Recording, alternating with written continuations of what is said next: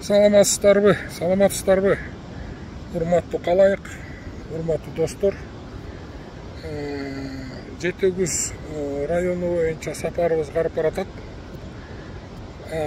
Саруу, Дархан, Чоң Жаргылчак айыл өкмөттөр эле калды. Аны Кудай буйрса азыр 25-терден кийин келип алар менен жолугам. Анан эң негизги элдин арасындагы көйгөйлөр бул жол маселеси, суга суу маселеси, анан ичкен таза суу маселеси болуп атат. Основной көйгөйлөр.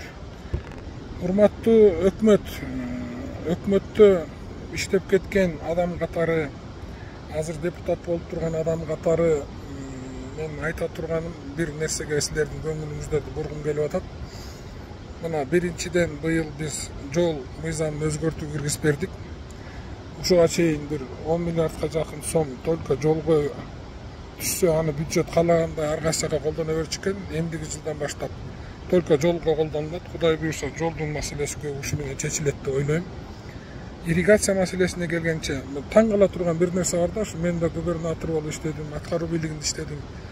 Каналдарды, тышкы каналдар, анан ички каналдарда бөлүп койгон. Тышкы каналдарга өкмөт жакшы, Кудайга шүгүр, айыл чарба министрлиги жардам берип атат. Ички каналдарды айыл өкмөткө таштаганда, урматтуу өкмөт, ички каналдарды айыл өкмөт чече албайт.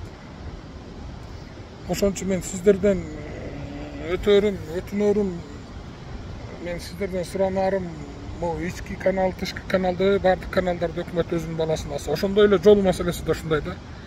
Тышкы жолдор, Минтраска карай турган жолдор, анан кээ бир ички айылдар ортосундагы жолдорду айыл өкмөттөргө таштаган айыл өкмөт сала албайт. Айыл өкмөттө, кээ бир айыл өкмөттөрдө дотациядан чыкпаган акча жок. Ошон үчүн жолдун баарын эле Минтранс алса, ал эми каналдардын баарын эле ошол айыл чарба министрлиги алса, ушундай оңолот, анда оңолобуз деп ойлойм да. Борбордон отуруп алып миллиардтаган сомду чачсаңар да, мына бул жерде айылдагы жол көйгөйү, суу көйгөйү чечилмейинче эл баары бир бизди колдобойт. Ошон үчүн мен сиздерден өтүнөрүм, ушул азыр мына эң чоң көйгөйлөр жол менен суу маселелерин, таза суу маселелерин чечип койсок, Кудайга шүгүр, айылдагылар өзүбүз эле оокатыбызды кылып алабыз. Ошон үчүн муну ойлонушубуз керек. Экинчи чоң көйгөй, айыл өкмөттөрдү реформалоого тез арада башташыбыз керек. Өткөндө да айттым. Урматтуу Садыр Нуркожоевич, Акылбек Үсөнбекович,